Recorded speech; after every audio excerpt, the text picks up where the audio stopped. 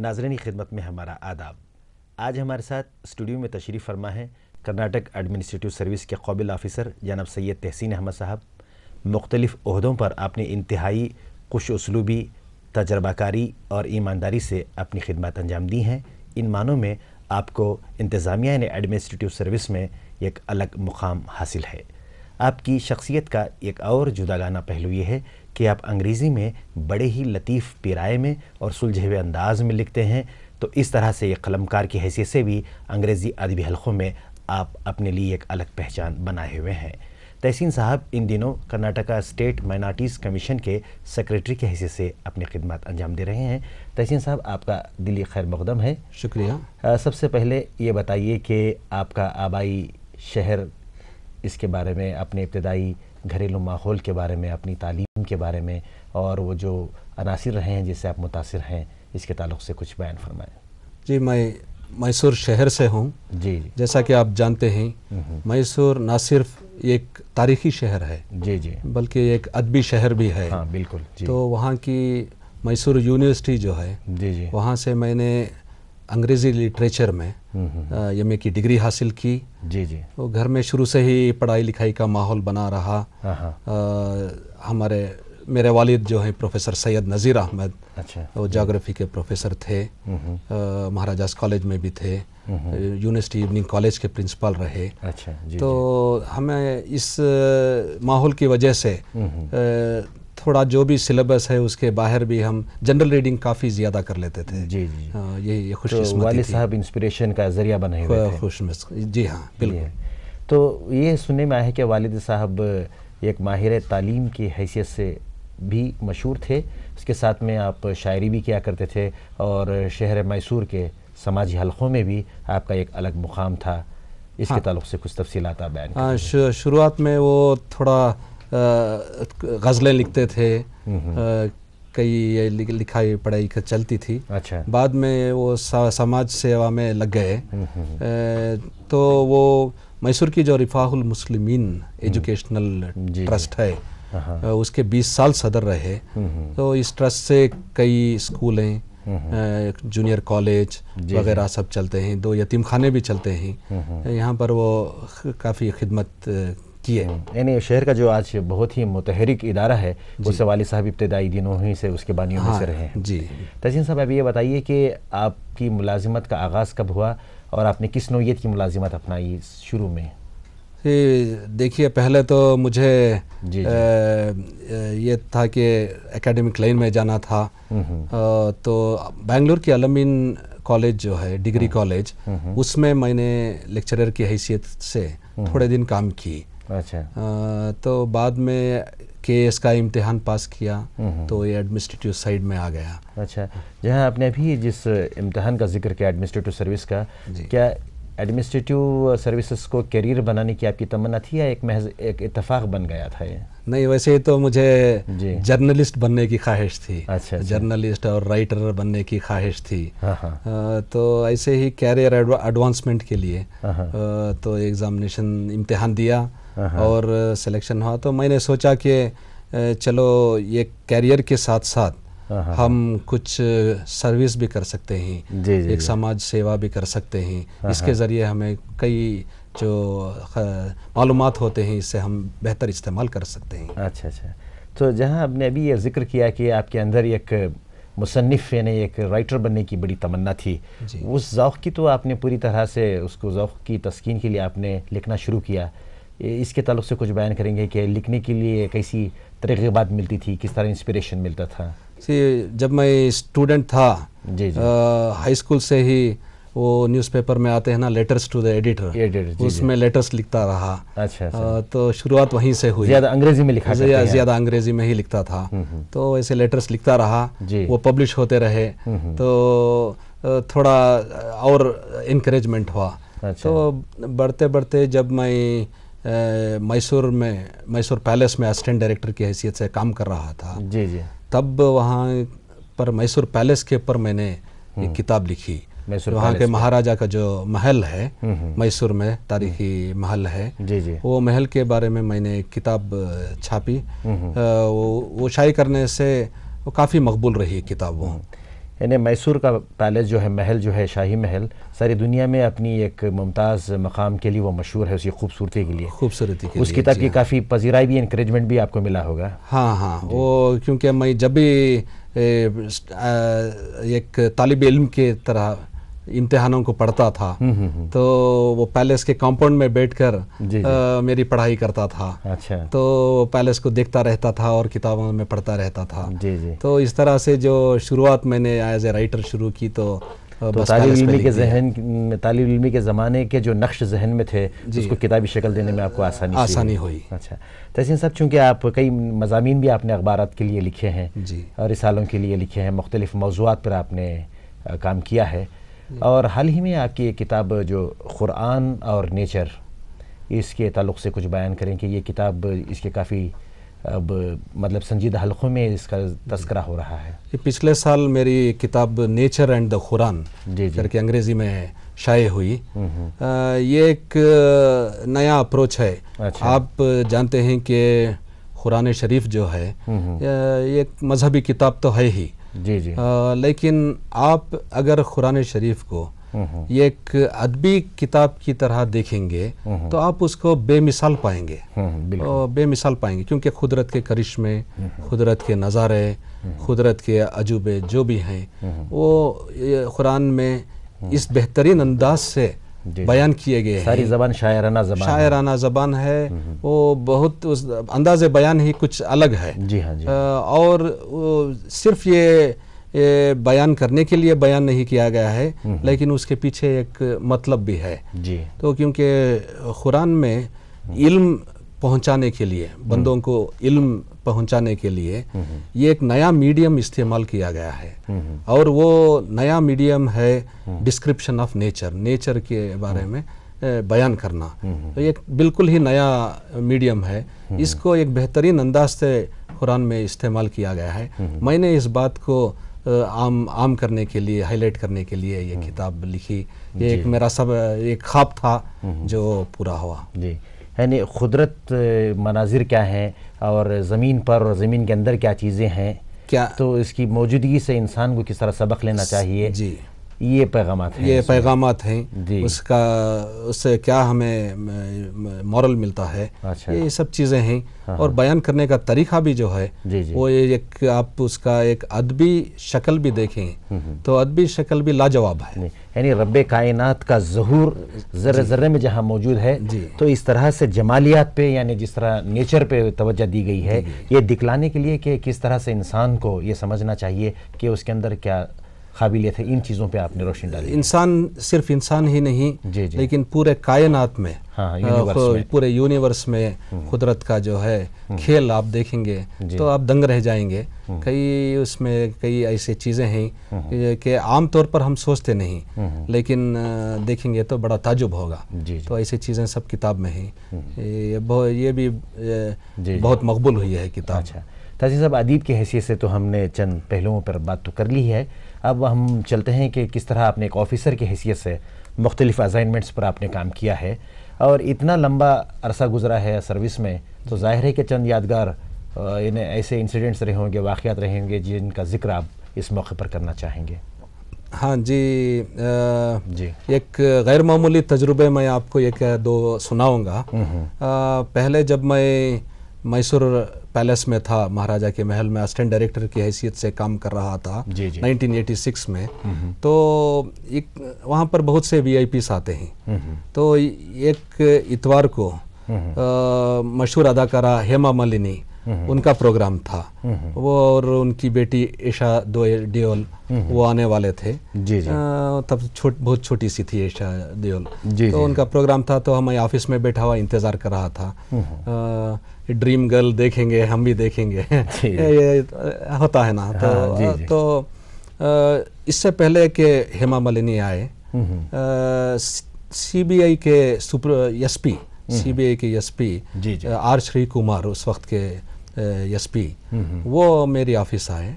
और ऐसा था कि मैसूर के महल के कई जेवरात चोरी हो गए थे, उनकी तहकीक वो कर रहे थे। तो उस तहकीक में वो मैसूर में कई रेड्स करना चाहते थे, तो उन्होंने मुझे साथ बुला लेकर गए, रेड्स को साथ लेकर गए, छापा मारने के लिए लेकर गए। तो मैं ये खरीदार की तरह गया रेड्स में, छापों में खरीदार की तरह कुछ खरीदना चाहता हूँ। तो एक मठ को गए, एक स्वामी जी के पास गए, तो कई चीज़ें उन्होंने दिखाई। तो हमने बाद में कहा कि कुछ बढ़िया चीज़ दिखाओ। तो उन्होंने एक तलवार सामने रख दी, कहा कि ये तारीखी तलवार है, ये टिप्पू सुल्तान की तलवार है। तो हम देखे कि एक वुडन केस है, उसमें बाकायदा उसमें फटे कागजात में इंस्क्रिप्शंस वगैरह हैं। अच्छा। तो अंदर एक बड़ा सा बड़ी सी तलवार नक्श निगारी के साथ, बहुत शानदार ये थी। तो उन्होंने कहा, वो स्वामी जी ने कहा 3 लाख रुपये में इसको ख़रीद लो। तो फ़ौरन हम CBI ने रेड कर दी और उस तलवार को सीज़ कर ली, और काफ़ी कई चीज़ें सीज़ हुई। तो मेरी खुशकिस्मती है कि मैं इस काम में शामिल रहा, इस मिशन का हिस्सा, इस मिशन में हिस्सा रहा। यानी तारीखी जो एक अहम नवादिरात जिसको कहते हैं, रेयर ऑब्जेक्ट्स है। टिप्पू सुल्तान के 3 खास तलवारें हैं, उसमें से एक तलवार ये है। इससे हटकर कोई और एक दिलचस्प वाक़या है या कोई और कुछ बात? एक और दिलचस्प वाक़या, जब मैं 1987 में यलंदूर में तहसीलदार की हैसियत से काम कर रहा था, वहाँ पर एक पुराना सा बंगलो था दीवान पूर्णया का। अच्छा। सो दीवान पूर्णया मैसूर महाराजा के दीवान थे, उससे पहले टिप्पू सुल्तान के भी दीवान थे, हैदर अली के भी दीवान थे। जी जी जी। तो वो एक पुराना सा बंगला था और शहर में मशहूर था, उस गांव में मशहूर था कि उसमें दीवान पूर्णया का ख़जाना छपा हुआ है, कई चीज़ें हैं, लेकिन अंदर कोई नहीं जाता था, उस पर ताला लगा हुआ था। और लोग कहते थे कि ये काला सा सांप है जो इसकी हिफाजत कर रहा है। अच्छा।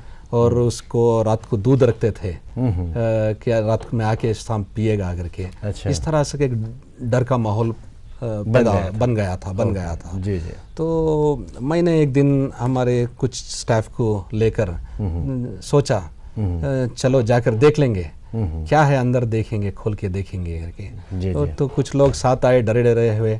तो हमने फुफुल ताला को तोड़ा, ताला तोड़ के अंदर गए। बिल्कुल अंधेरा था, सन्नाटा था, और जालियों के बीच अंधेरा था। पेट्रोमाक्स मंगाया गया, तो रोशनी में देखते हैं क्या है, कुछ नहीं है, सिर्फ ये काले से बक्स रखे हुए हैं, ट्रंक रखे गए हैं। जी जी जी। तो ये ट्रंक को उठाए तो नीचे जंखाया हुआ था, तो उसका नीचे का हिस्सा ही गिर गया, तो जेवरात गिरना पड़े शुरू हो गए। अच्छा। सोने के जेवर गिर रहे थे। फिर एक बक्स उठाया, उसमें से चांदी के जेवर गिर रहे हैं, और एक ट्रंक उठाए तो उसमें कई कॉइन्स, एंटीक कॉइन्स, इस तरह से उस हवेली में जो है बहुत सारे रिकॉर्ड्स मिले, पुराने आर्चिव रिकॉर्ड्स मिले। अच्छा। फोटोग्राफ्स मिले। उन सब रिकॉर्ड्स और फोटोग्राफ्स को मैंने आर्चिव्स डिपार्टमेंट को दे दी, और ये जेवरात जो है उसको पूरी ईमानदारी से तुला बुला के उसको ट्रेजरी में रखा दिया। तो हमारे रिश्तेदार अभी भी मुझसे मजाक करते हैं कि तहसीन तुमको खजाना हाथ आकर भी तुम क्यों इस हालत में हो। यानी तारीखी विरासत का जो खजाना था जी, उसकी हुसूल याबी के लिए, उसकी बहाली, रेस्टोरेशन के लिए आपने काम किया, काफ़ी कमेंडेबल काम किया है। तहसीन साहब, चूँकि आपका पहले का काम करने का जो तरीका हुआ करता था, एक ताल्लुक़ पे, एक सब डिवीज़न पे हुआ करता था, फिर उसके बाद आपको जिम्मेदारी, रियासतगीर जिम्मेदारी दी गई, चूँकि आप वक्फ बोर्ड जो है कर्नाटक का, उसके चीफ एग्जीक्यूटिव ऑफिसर रहे। अब इन दिनों आप कर्नाटका स्टेट अक़लियती कमीशन यानी माइनॉरिटी कमीशन के सेक्रेटरी हैं। वैसे तो कमीशन की तकरीबन 25 साल पुरानी कारकर्दगी है। अब क्या लेटेस्ट प्रोजेक्ट है जिसके ऊपर आप वहाँ पर चाहते हैं कि कुछ इसमें एक अच्छा सा बदलाव आए, अच्छा काम हो, रियासत की अक़लियतों को इसका अच्छा सा फैस पहुँचे? जी, अब बात यह है कि सचार कमेटी ने जो रिपोर्ट दी है जी, और उस रिपोर्ट में कहा गया है कि ये एक अहम पहलू है रिपोर्ट का। जी जी। अक़लियतें और खुसूसन मुसलमान कौम NGOs के ताल्लुक से बहुत पीछे हैं। अच्छा। तो हमारे यहाँ NGOs बहुत वीक हैं, कमज़ोर हैं। NGOs हैं, गैर सरकारी इदारे जो हैं, जैसे कि मिली इदारे होते हैं, समाजी इदारे होते हैं, हमारे जितने भी इदारे हैं वो सब ज़कात चंदा उसूल करके काम करते हैं। अच्छा। तो हमारे जो NGOs जितने भी गवर्नमेंट स्कीम्स होते हैं, सेंट्रल गवर्नमेंट स्कीम्स हो या स्टेट गवर्नमेंट स्कीम्स हो, वो उन सबको उसमें जो फंडिंग होती है वो NGOs के ज़रिए से दिया जाता है। तो इस तरह से अगर इन फंड को, इस जो सरमाया है उसको इस्तेमाल करना है तो NGOs को आगे बढ़ना है, उनको आगे आना है। इसलिए हमने NGOs को ऑनलाइन लिस्टिंग का प्रोग्राम शुरू किया है।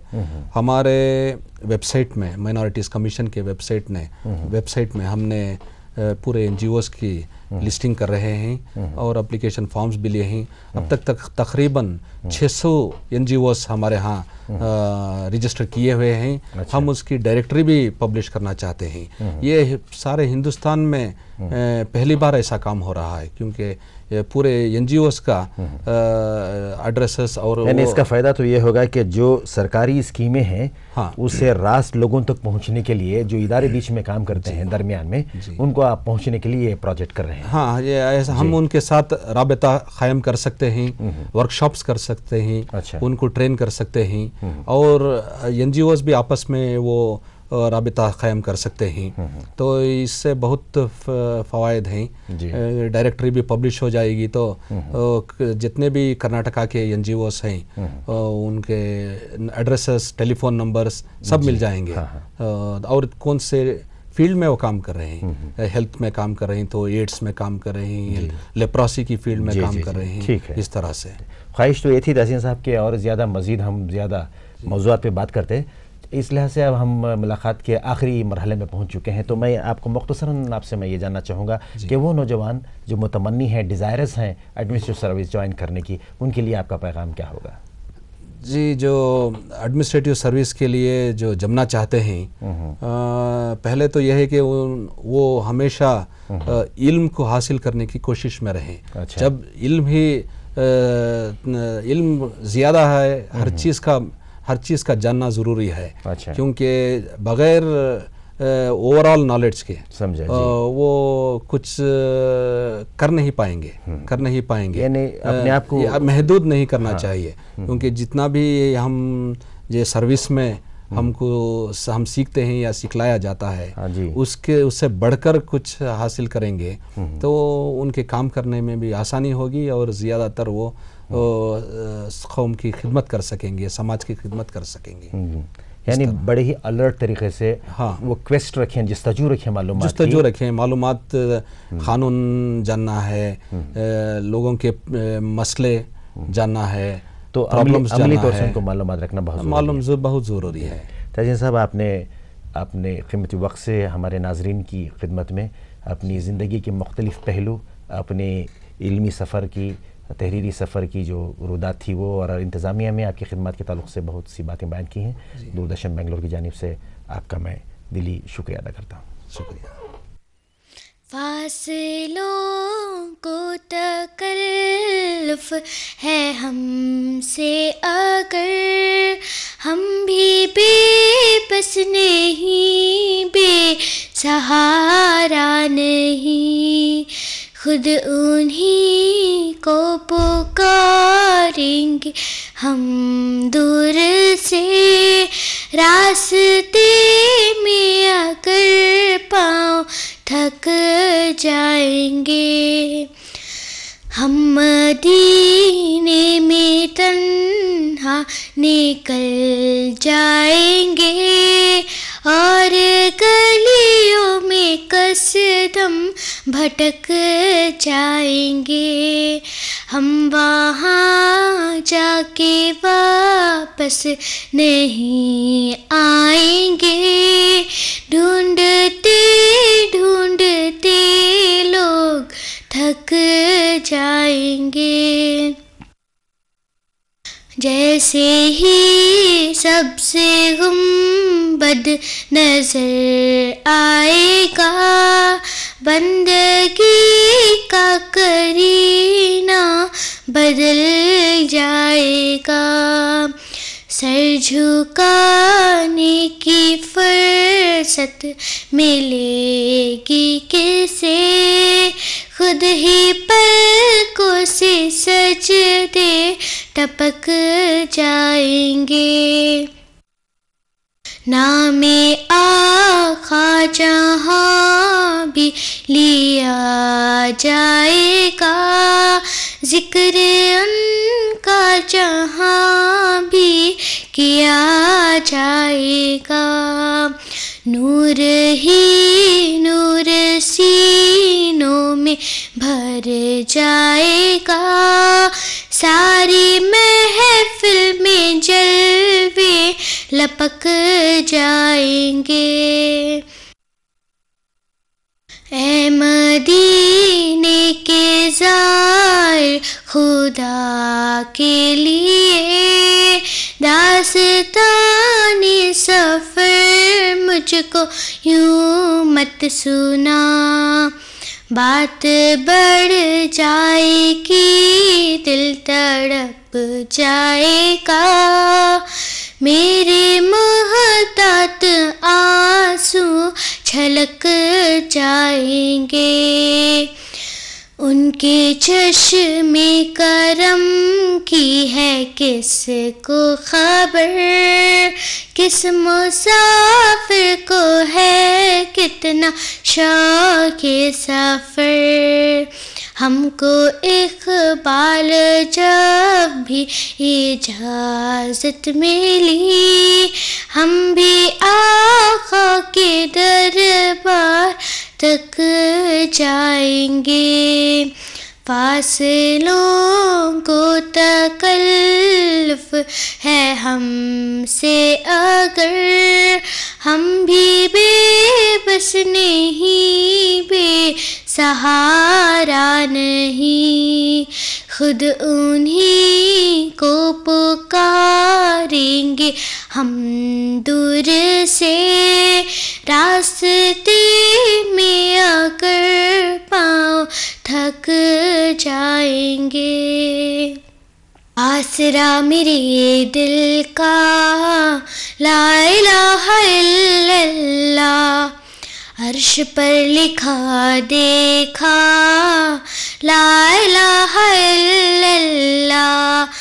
कितनी मीठी बातें थी आपकी खुदा जाने, कितनी मीठी बातें थी आपकी खुदा जाने, आपकी खुदा जाने। पत्थरों ने पढ़ डाला ला इलाहा इल्लल्लाह, ला इलाहा इल्लल्लाह मुहम्मदुर रसूलुल्लाह। दुश्मनों ने डाली धूल हर घड़ी मगर लेकिन, दुश्मनों ने डाली धूल हर घड़ी मगर लेकिन, हर घड़ी मगर लेकिन। चांद की तरह चमका ला इलाहा इल्लल्लाह, ला इलाहा इल्लल्लाह मुहम्मदुर रसूलुल्लाह। चाहे दम निकल जाए ये बिलाल कहते थे, चाहे दम निकल जाए ये बिलाल कहते थे, ये बिलाल कहते थे। मेरे मुँह से निकलेगा ला इलाहा इल्लल्लाह, ला इलाहा इल्लल्लाह मुहम्मदुर रसूलुल्लाह। कायनात आलम में जब भी तोला जाएगा, कायनात आलम में जब भी तोला जाएगा, जब भी तोला जाएगा। से भारी निकलेगा ला इलाहा इल्लल्लाह, ला इलाहा इल्लल्लाह मुहम्मदुर रसूलुल्लाह। छुट रही हो जब दुनिया, दूर हो घर वाले, छुट रही हो जब दुनिया, दूर हो घर वाले, दूर हो घर वाले, लब पे हो मेरे मौला ला इलाहा इल्लल्लाह, ला इलाहा इल्लल्लाह मुहम्मदुर रसूलुल्लाह। कितने इनक़िलाब आए इस नसीम दुनिया में, कितने इनक़िलाब आए इस नसीम दुनिया में, इस नसीम दुनिया में, आज तक नहीं बदला ला इलाहा इल्लल्लाह, ला इलाहा इल्लल्लाह मुहम्मदुर रसूलुल्लाह। आसरा मेरे दिल का ला इलाहा इल्लल्लाह, अर्श पर लिखा देखा ला